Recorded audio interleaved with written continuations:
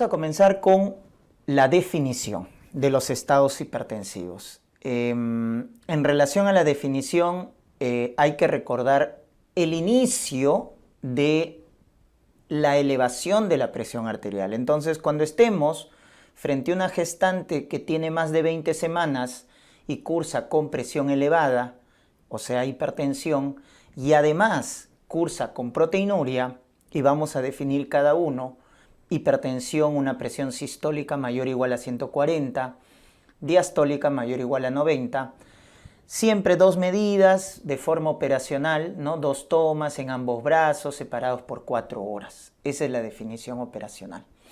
Entonces, una presión elevada en una gestante más de 20 semanas con proteinuria. ¿Y cómo se define una proteinuria significativa? El gol estándar es en orina de 24 horas, cuando es mayor o igual de 300 miligramos, o también te pueden decir, ojo, más de 0.3 gramos. Un índice de proteína creatinina en una muestra de orina simple, más de 0.3. Muestra de orina simple, es la ventaja. O si no tenemos métodos cuantitativos, el cualitativo, que es la tira reactiva. Entonces, esto es lo clásico, lo frecuente con lo que nos vamos a topar. Una gestante que tiene más de 20 semanas con presión elevada y proteinuria. Entonces, a eso se denomina preeclampsia, ¿correcto? Y es la preeclampsia típica, la preeclampsia clásica que siempre le hemos conocido. Entonces, tienes que acordarte ahí la definición de preeclampsia, ¿verdad? 3 componentes: la edad gestacional, más de 20 semanas, presión elevada y proteinuria. ¿Estamos? Muy bien. Pero a partir del 2013, la Sociedad Americana de Ginecobstetricia define preeclampsia en ausencia de proteinuria. Entonces, una gestante que tiene más de 20 semanas, presión elevada, más de 140/90, y que no tiene proteinuria, puede ser preeclampsia. Pero en vez de la proteinuria, tiene que haber otro dato. ¿Y cuál es el otro componente? La falla de órgano, que puede ser por una plaquetopenia o trombocitopenia menos de 100.000, o una insuficiencia renal demostrada por una creatinina más de 1.1, o la elevación de enzimas hepáticas, TGO más de 70, duplicado, TGO más de 70, o edema agudo de pulmón, o la presencia de síntomas premonitorios. Acuérdense ahí la cefalea, el escotoma y el dolor abdominal, la mnemotecnia CET, cefalea, escotomas, dolor abdominal. Entonces, cuando tú tengas una gestante más de 20 semanas con presión elevada, pero en vez de proteinuria hay falla de órgano, entonces también es preeclampsia. Pero si quieres ser más específico, su apellido será preeclampsia atípica, ¿correcto? Esta es la preeclampsia atípica. Entonces, en resumen, doctores, ustedes pueden considerar a una gestante en preeclampsia cuando tiene más de 20 semanas, cuando tiene presión elevada y cuando tiene o proteinuria o falla de órgano, ¿no? Por eso ahí están los componentes de la preeclampsia: presión elevada, proteinuria, falla de órgano, ¿ya?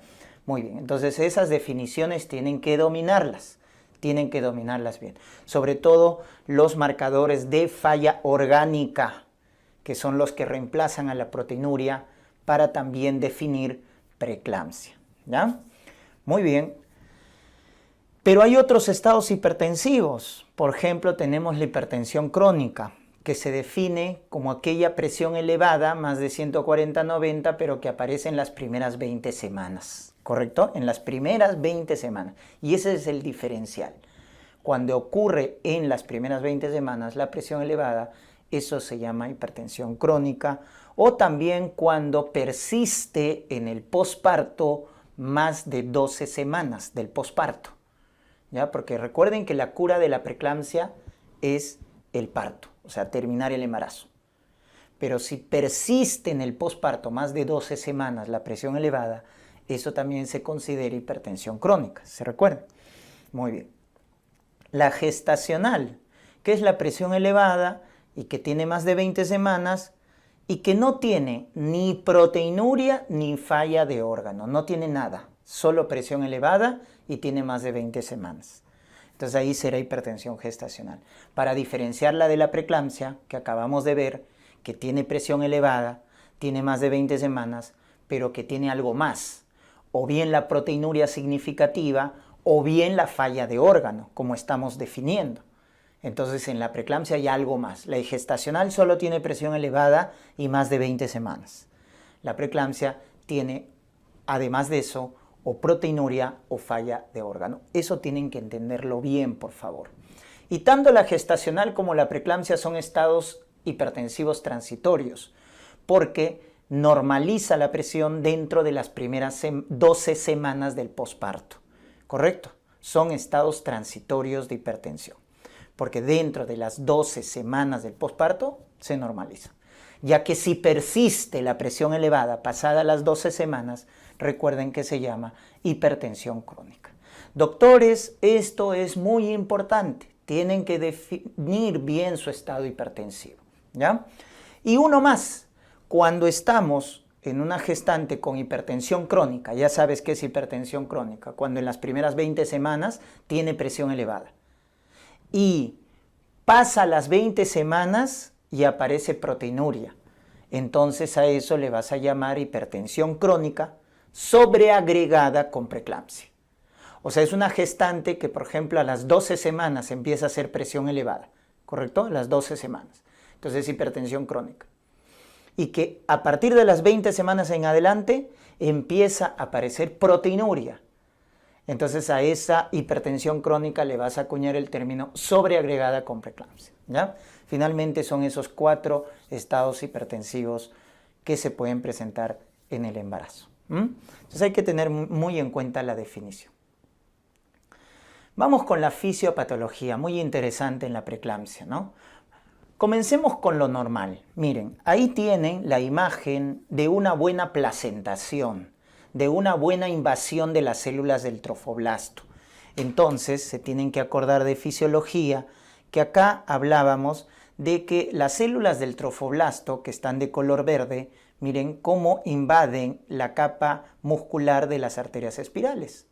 De tal manera que la arteria espiral, ¿no es cierto?, se dilataba.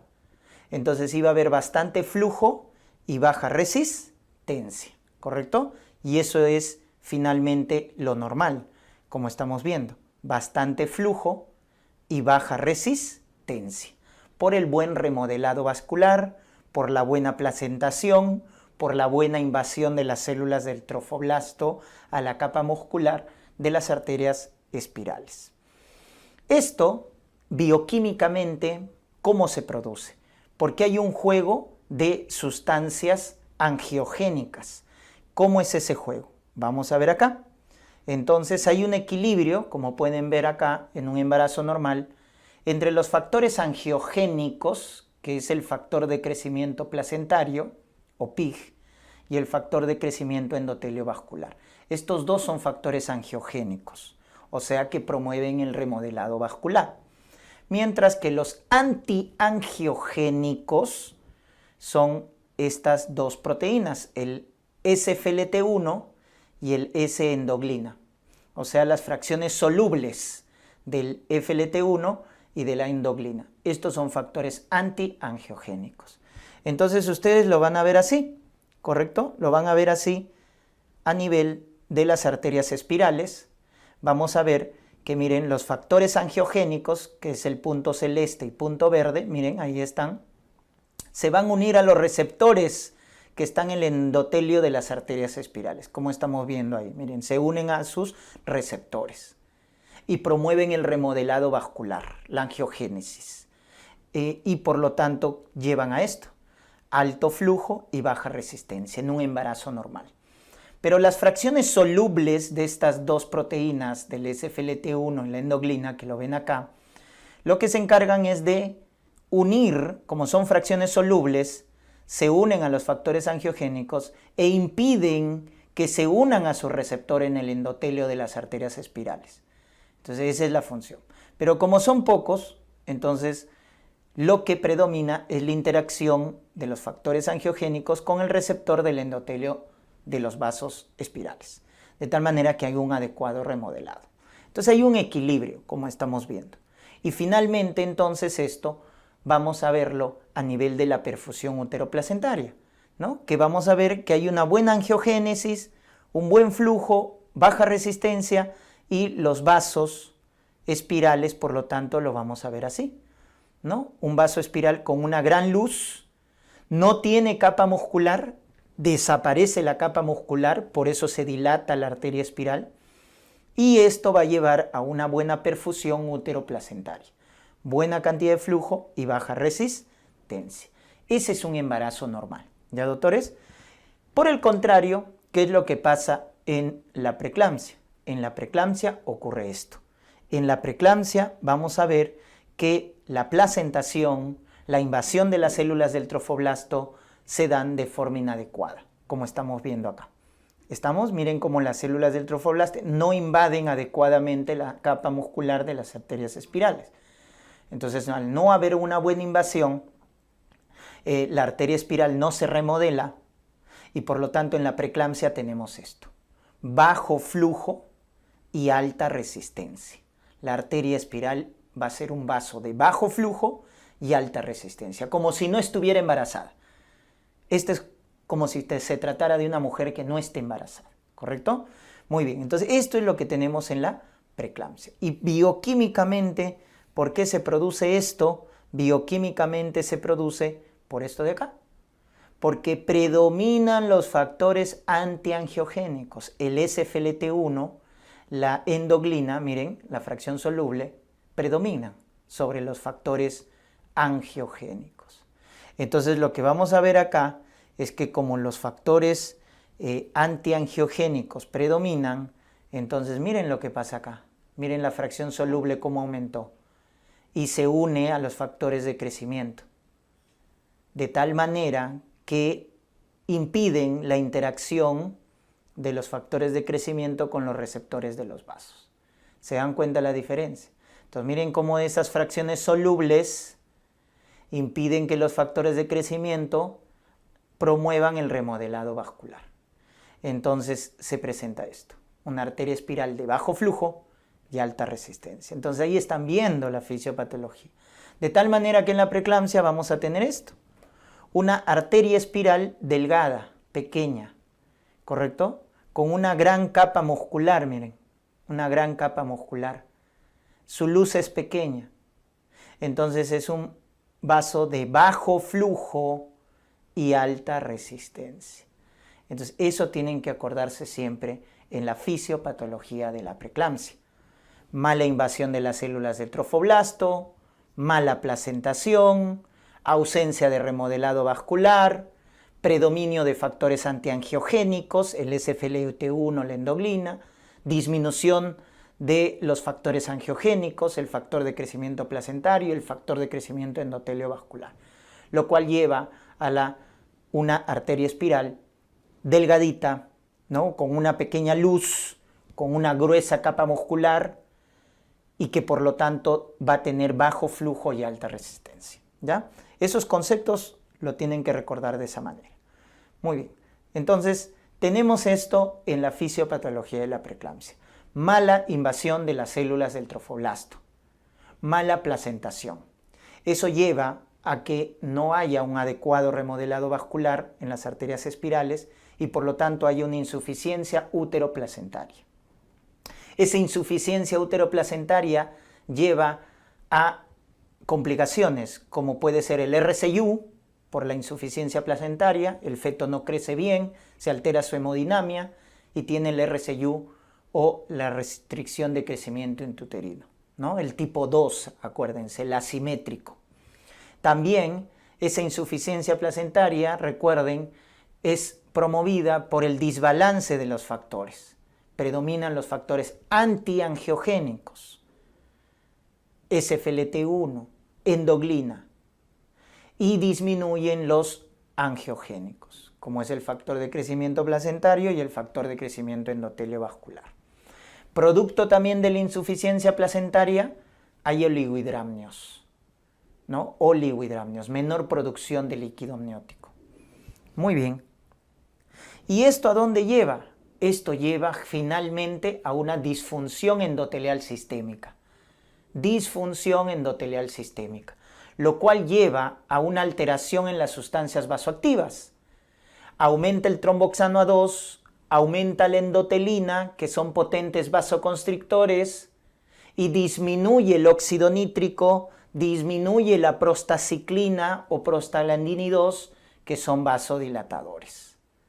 Entonces esa disfunción endotelial lleva a ese desbalance de sustancias, donde van a predominar los vasoconstrictores y van a disminuir los vasodilatadores. ¿Y eso a qué va a llevar? Va a llevar también, la disfunción endotelial va a llevar a aumento de la permeabilidad vascular. Entonces el plasma, doctores, se sale de los vasos porque aumenta la permeabilidad. Hay un trasudado del plasma. Entonces, ¿qué va a pasar dentro de los vasos sanguíneos en una mujer con preeclampsia? El volumen plasmático disminuye. Hay disminución del volumen plasmático, va a haber hemoconcentración. Lo contrario a un embarazo normal, donde había aumento del volumen plasmático, hemodilución, etc. En la preeclampsia es lo contrario. ¿Se dan cuenta? Producto de la disfunción endotelial. Y esta alteración, lógicamente, va a llevar a una presión arterial elevada, porque estamos viendo que predominan las sustancias vasoconstrictoras. Por eso la clínica más frecuente de la preeclampsia es la presión arterial elevada. Vamos a tener ya falla de órganos, otro componente importante de la preeclampsia. Sobre todo a nivel hematológico, la caída de las plaquetas, ¿no? La plaquetopenia.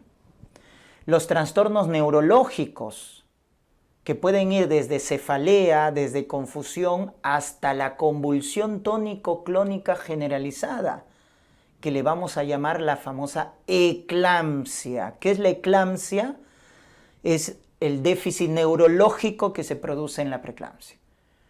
Lo más frecuente, convulsión tónico-clónica generalizada. También vamos a tener los edemas patológicos, edema de cara, edema de manos, que es patológico en una gestante. También vamos a tener como falla de órgano a nivel renal, insuficiencia renal. Y ahí acuérdense la lesión típica de la preeclampsia en el riñón, la endoteliosis glomerular. Endoteliosis glomerular es la lesión patológica de la preeclampsia en el riñón. También vamos a tener, ¿no?, los cuadros de hemólisis, y eso, recuerden, va a constituir una complicación de la preeclampsia, que es el síndrome de Gell.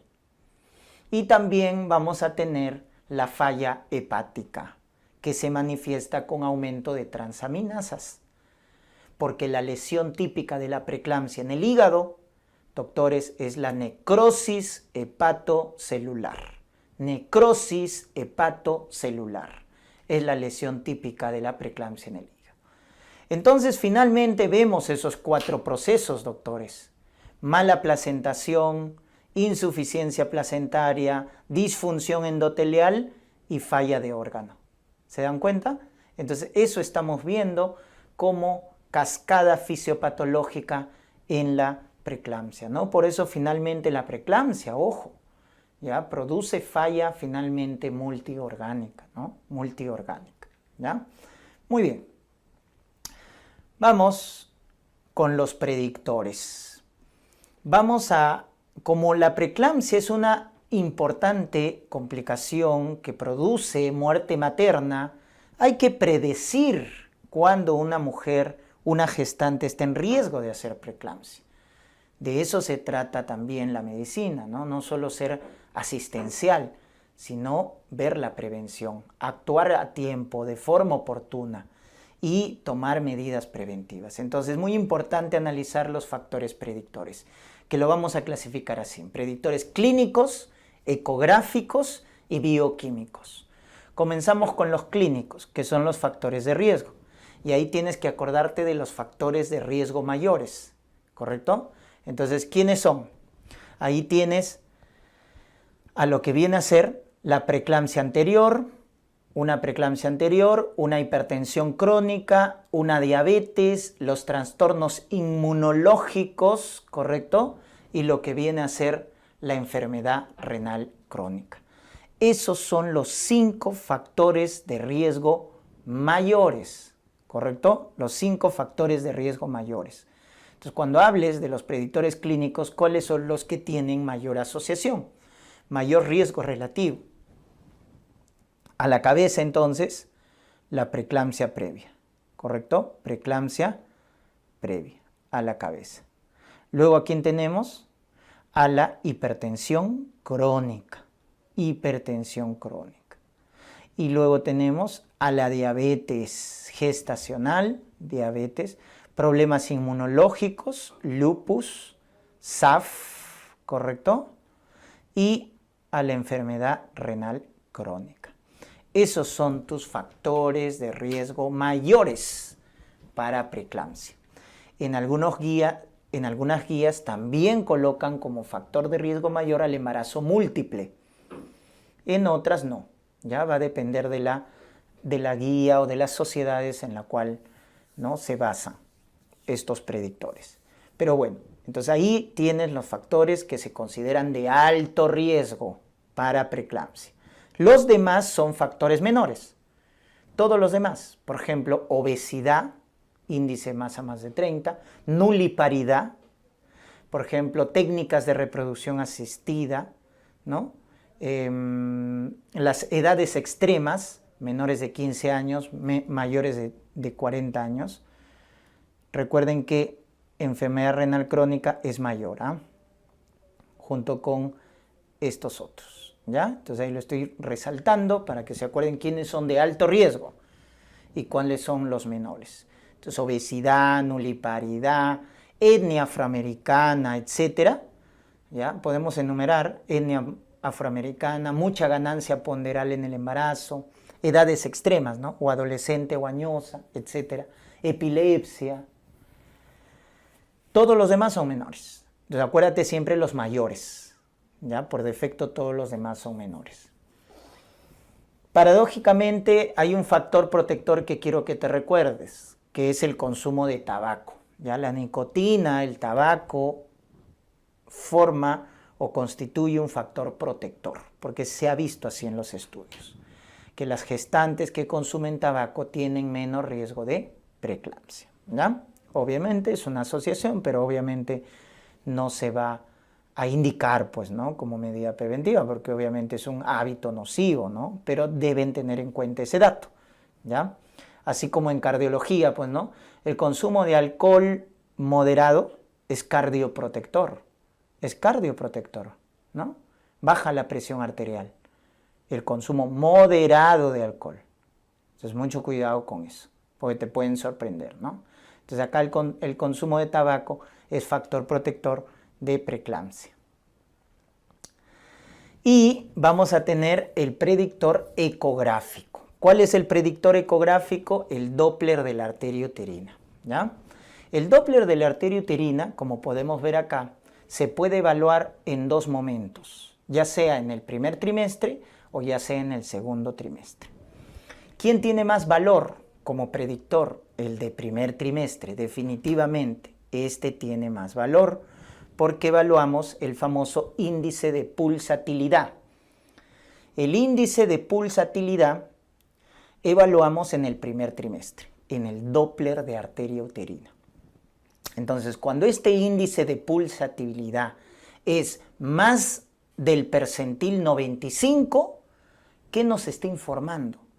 Que la arteria espiral, en este caso, su remodelado es inadecuado, o sea, bajo flujo y alta resistencia.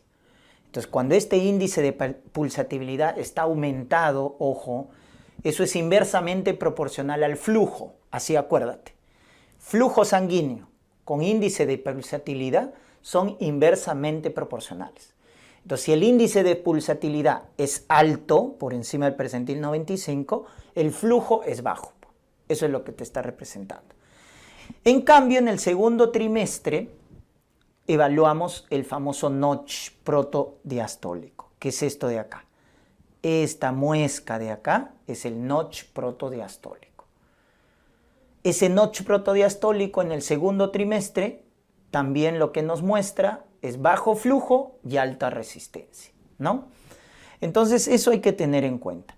El Doppler de arteria uterina entonces en el primer trimestre, que se puede evaluar entre las 10 a 14 semanas, y el de segundo trimestre, que se puede evaluar entre las 20 y 24 semanas, nos sirven para predecir preeclampsia, ¿ya?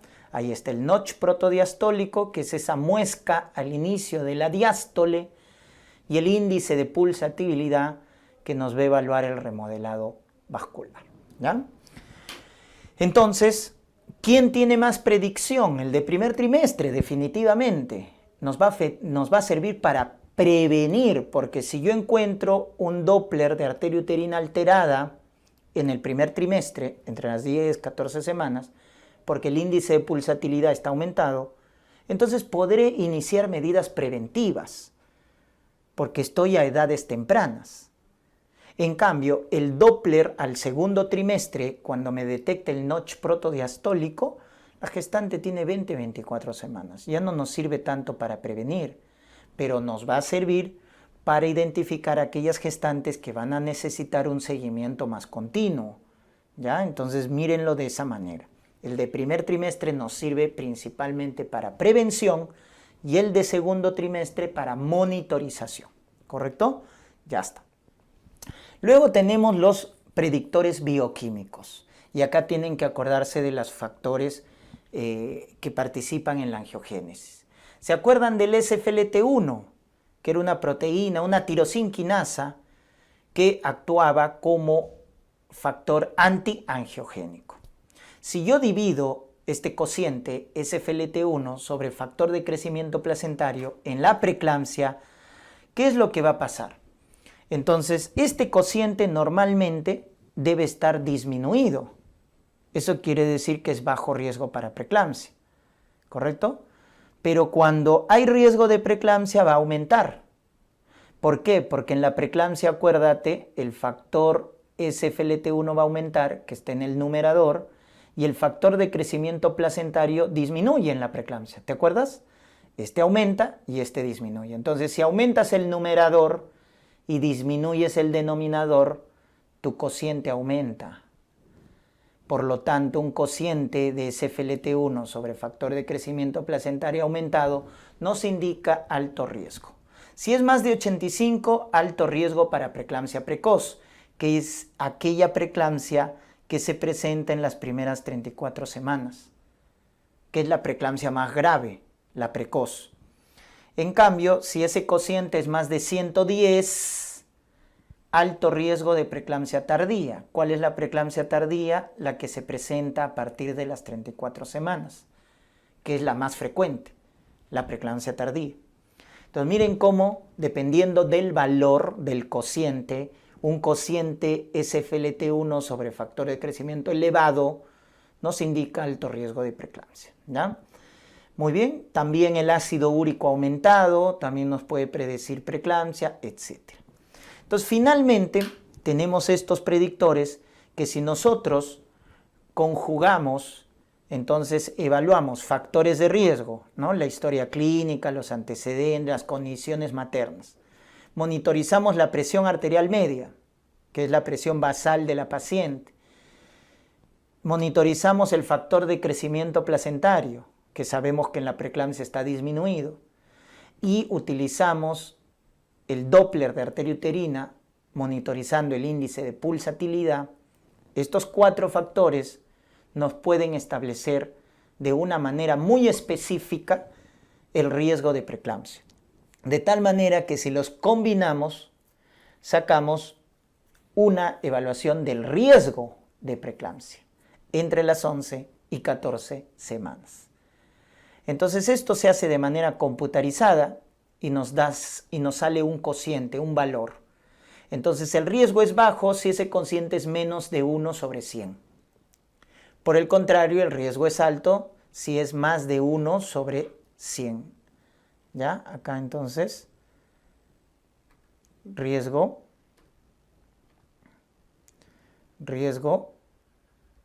alto, ¿no es cierto? Ya está, ahí corregimos. Muy bien. Riesgo alto. Si es más de 1/100. Muy bien.